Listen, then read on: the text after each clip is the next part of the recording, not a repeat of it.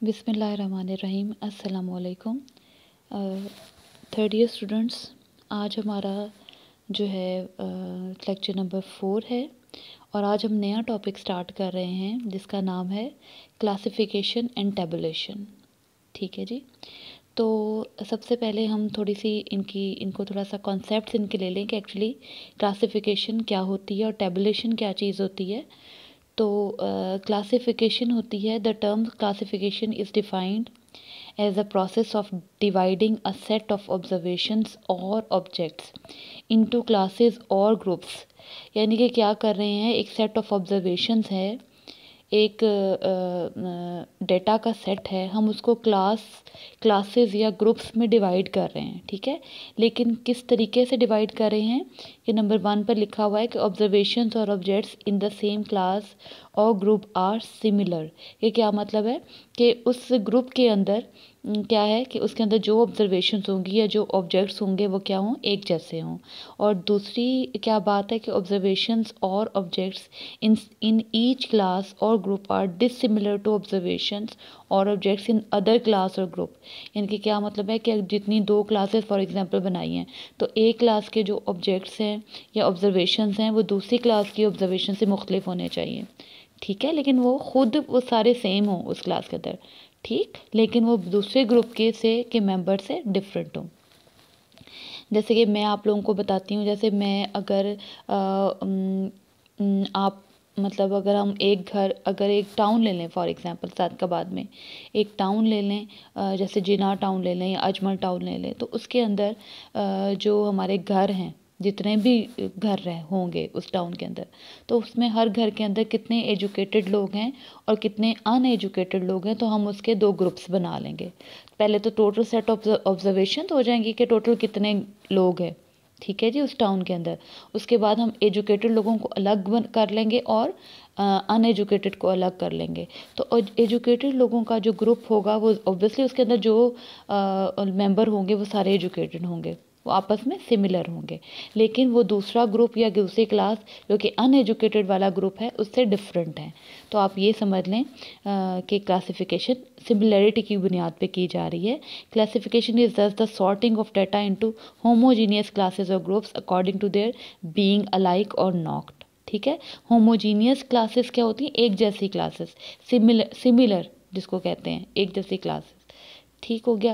When the data are sorted according to one criterion only, मतलब कि सिर्फ एक करेक्टरिस्टिक के हिसाब से इसको हम डिवाइड करें, जैसे मेल या फीमेल। ठीक है, जैसे पाकिस्तान की पॉपुलेशन को अगर हम डिवाइड करें सिर्फ एक क्राइटेरिया के हवाले से, तो हम मेल और फीमेल करेंगे, तो ये हमारा एक क्राइटेरिया होगा, इसको वन वे क्लासिफिकेशन बोल दिया। ठीक है जी।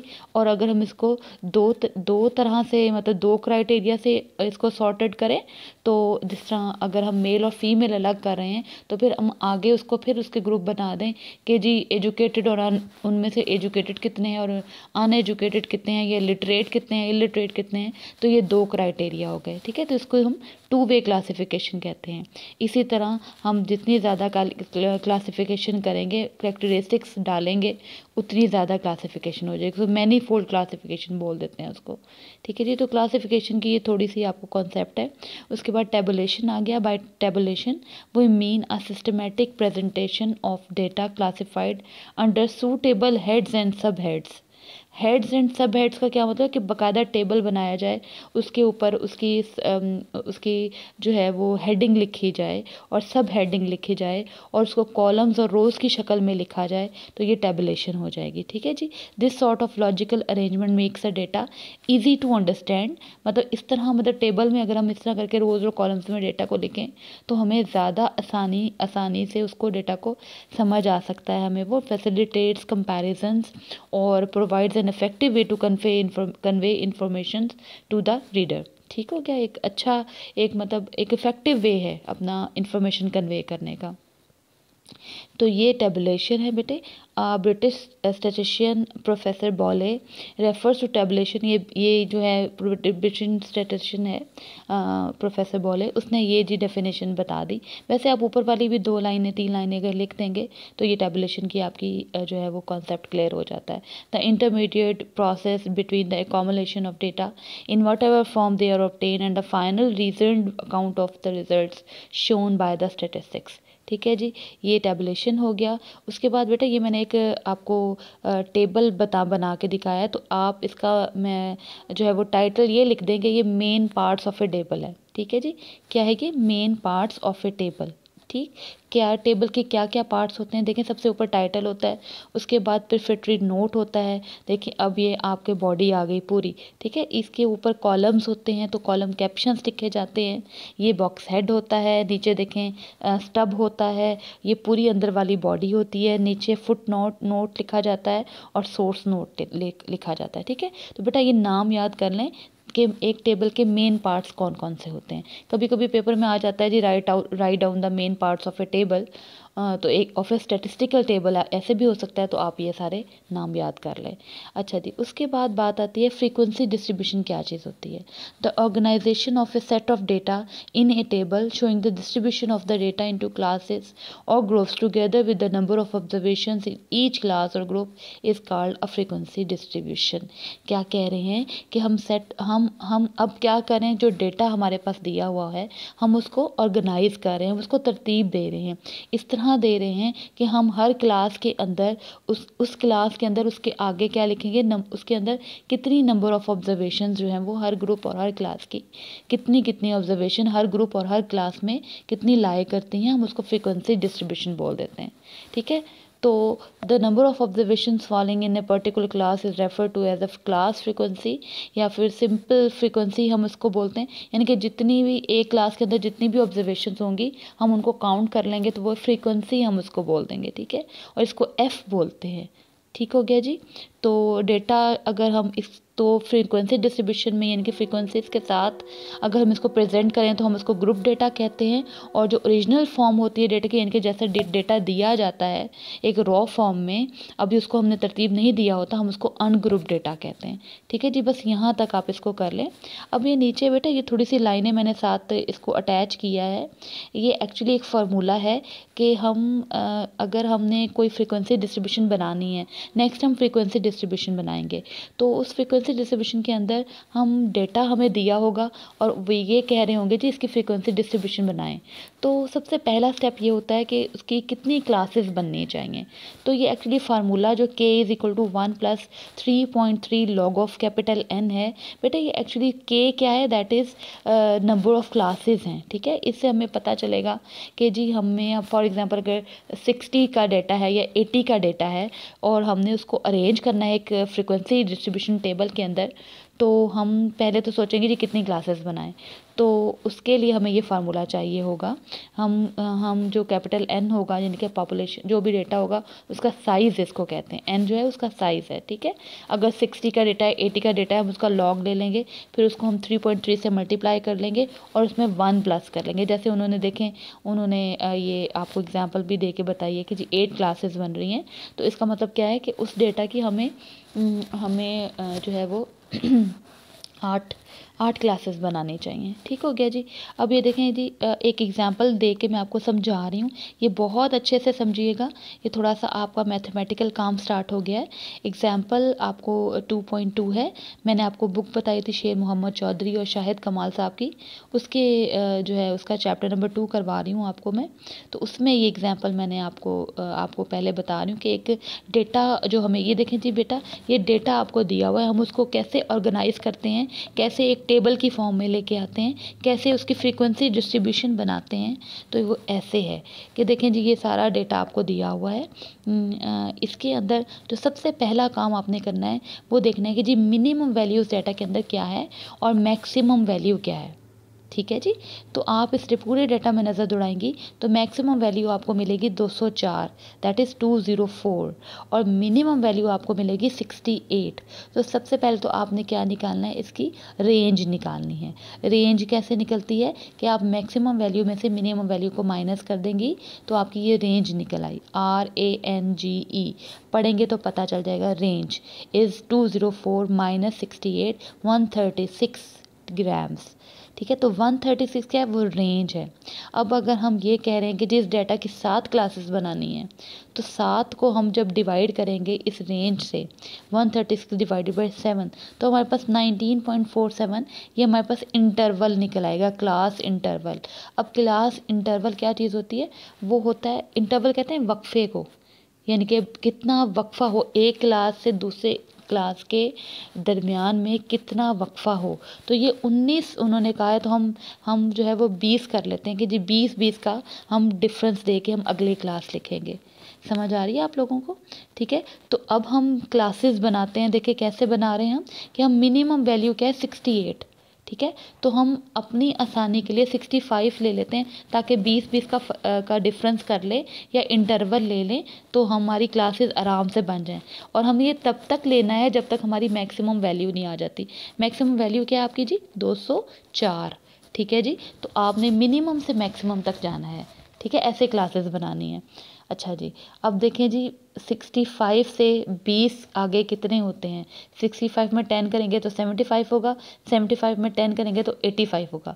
यानी कि ये पहली क्लास बनती है 65 से लेकर 85 तक। मैं सही कह रही हूँ? तो आप ज़रा टेबल में देखें जी, 65 से लेकर 84 तक लिखा हुआ है, यानी कि 85 से हम अगली क्लास स्टार्ट करेंगे। आपको समझ आ रही है? मैं यहाँ से 65 से लेकर 85 नहीं लिख सकती।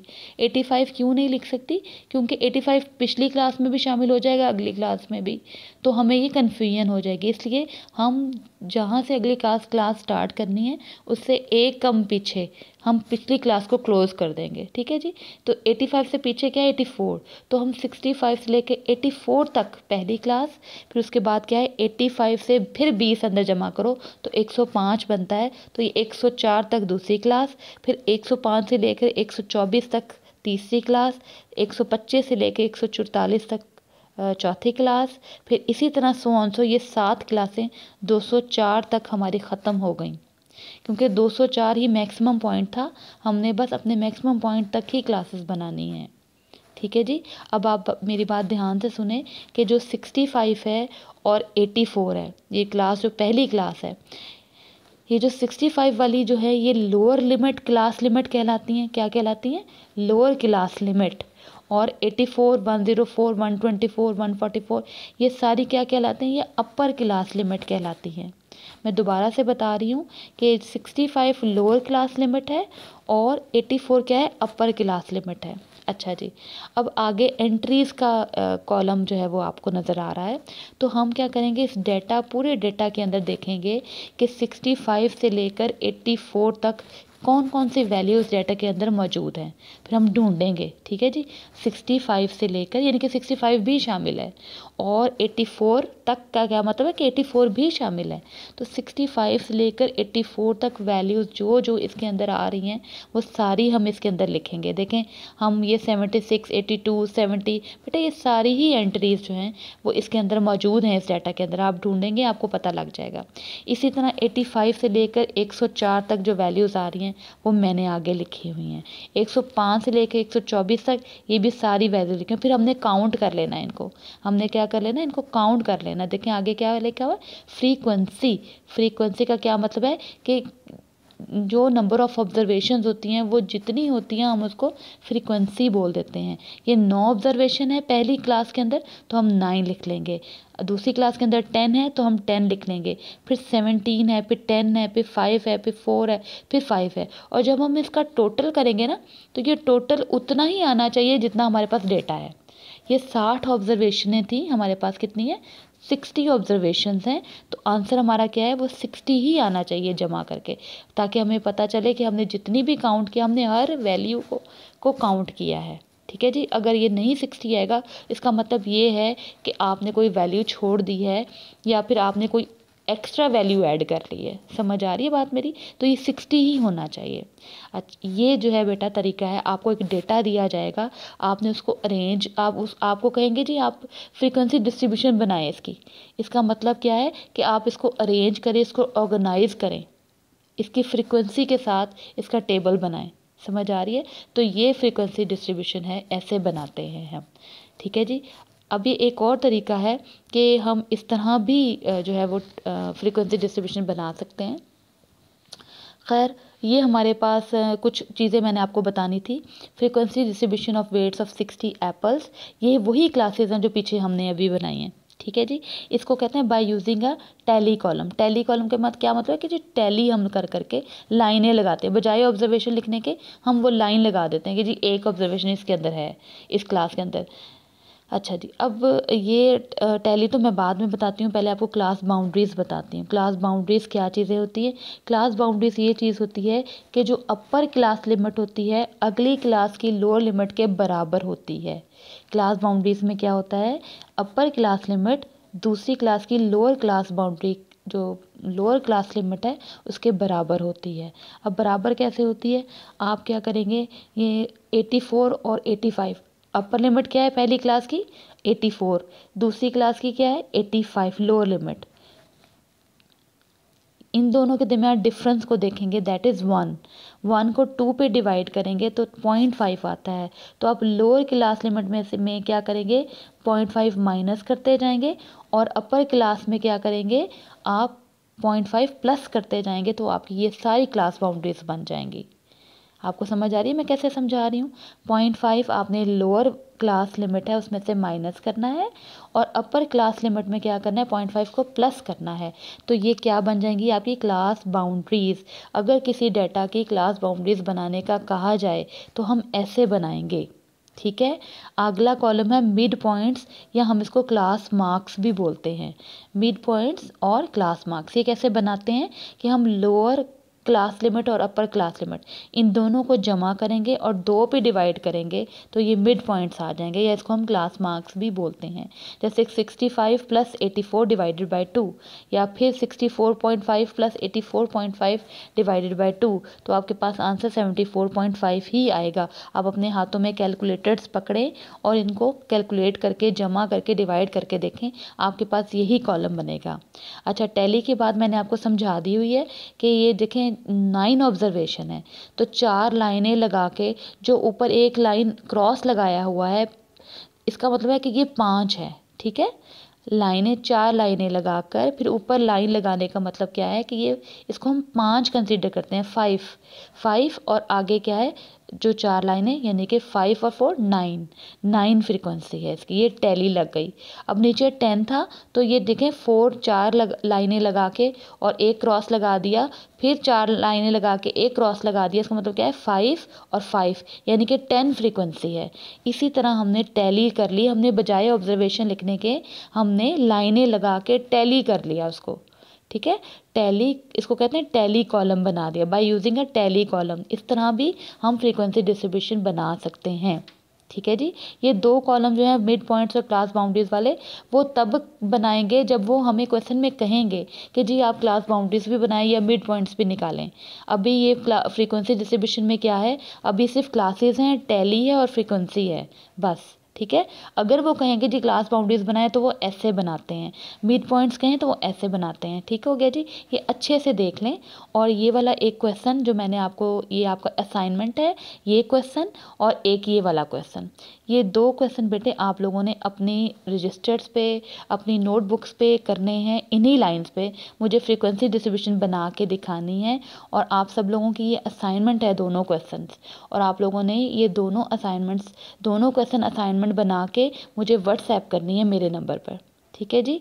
बाकी इंशाल्लाह हम नेक्स्ट लेक्चर में हम नेक्स्ट पढ़ेंगे। अपना ख्याल रखिएगा। अल्लाह हाफिज़।